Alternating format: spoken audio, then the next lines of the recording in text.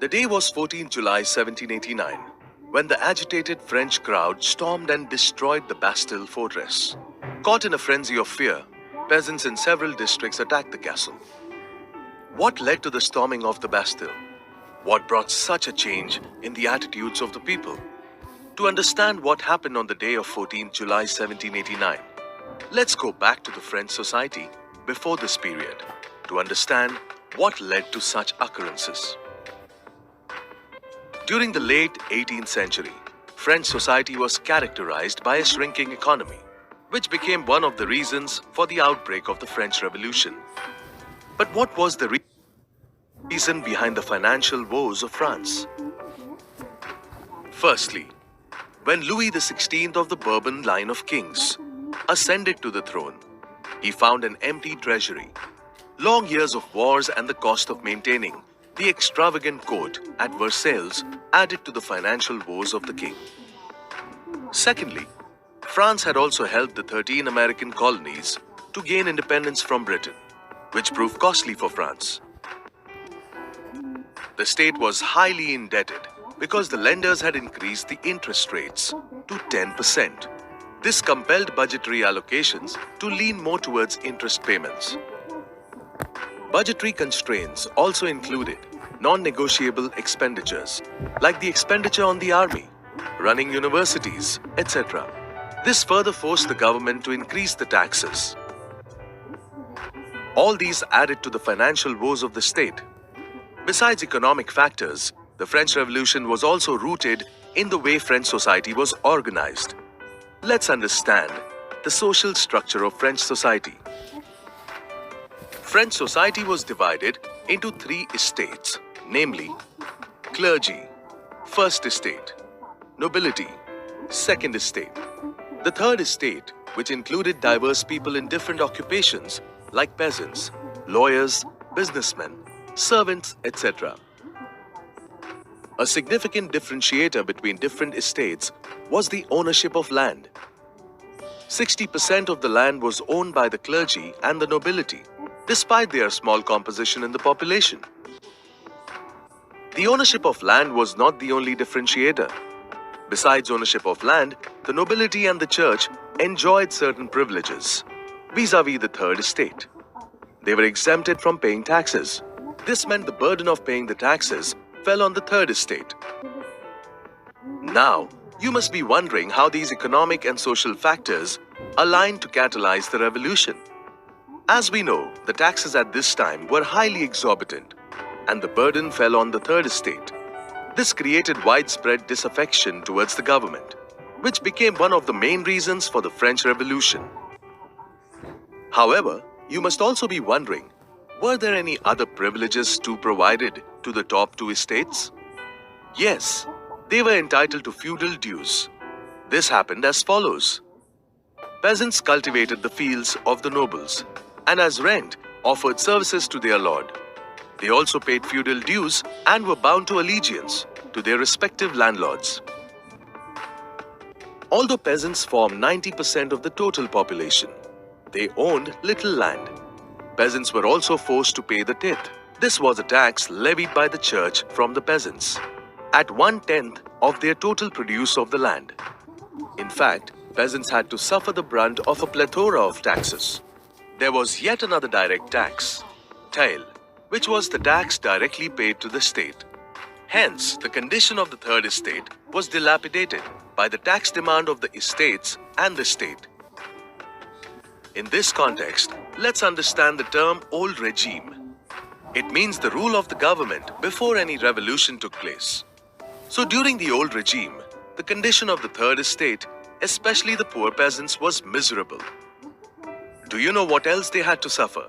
Let us find out. In addition to the burden of taxes, food inflation also took place due to an increase in demand for food grains.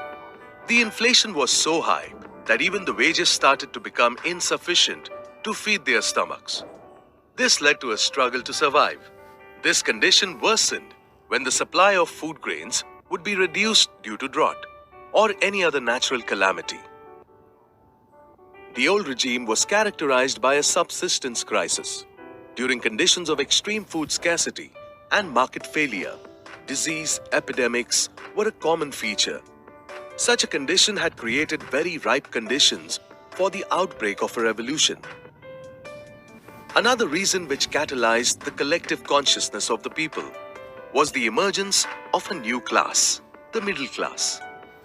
The middle class had various advantages over the poor among the third estate. It had enough means to carry out programs that would bring a change in socio-economic order. The best advantage accruing to the middle class was their wealth creation. They had earned a lot of money through expanding overseas trade, so they did not lack money, unlike the peasants. Some of them had professional jobs as lawyers, doctors, etc.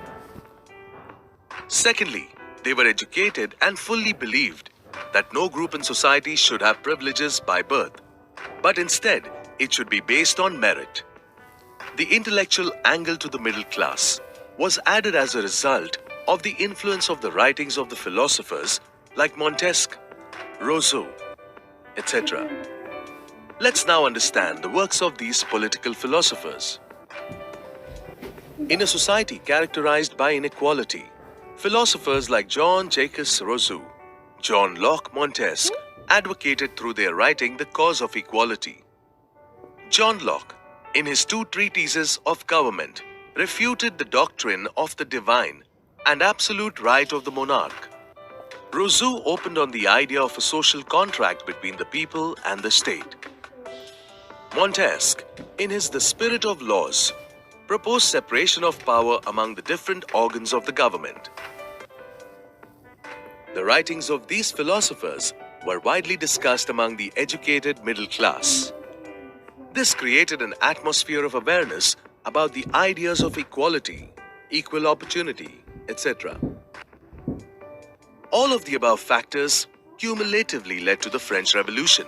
However, the immediate cause of the outbreak was the king's decision to impose further taxes. We all know that democracy is the most prevalent form of government in most of the countries of the modern world. But do you think that this has always been the case for several centuries?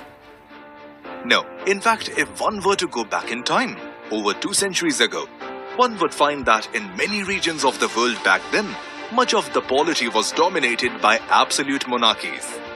So now, how do you think that this change of the political structure came about? Was this a gradual process or a sudden explosion of events?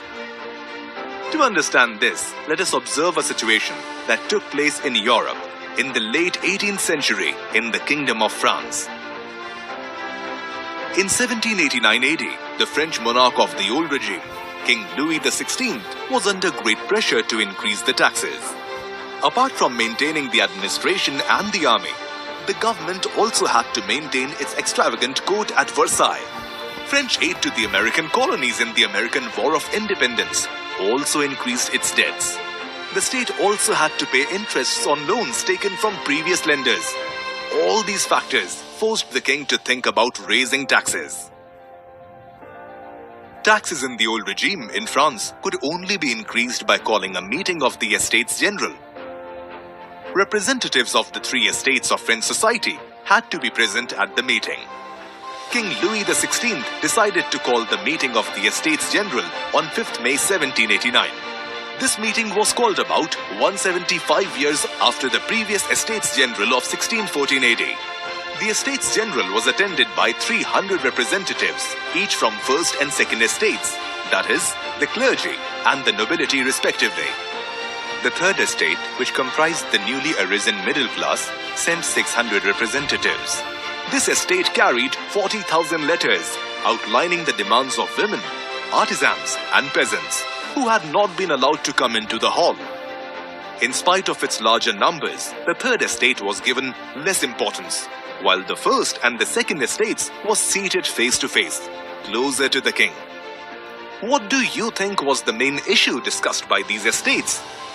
These estates met and discussed gravely the issue of number of votes allotted to decide important matters in the Estate General. Earlier, each estate was allowed 1 vote each, which brought a total to 3 votes. In this meeting, however, the Third Estate demanded one vote each for every one of the members of the Estates General. This was a democratic principle inspired by works like The Social Contract, written by Rousseau. This gave 300 votes each to both the First and Second Estates, and 600 votes for the Third Estate, bringing the total to 1,200 votes.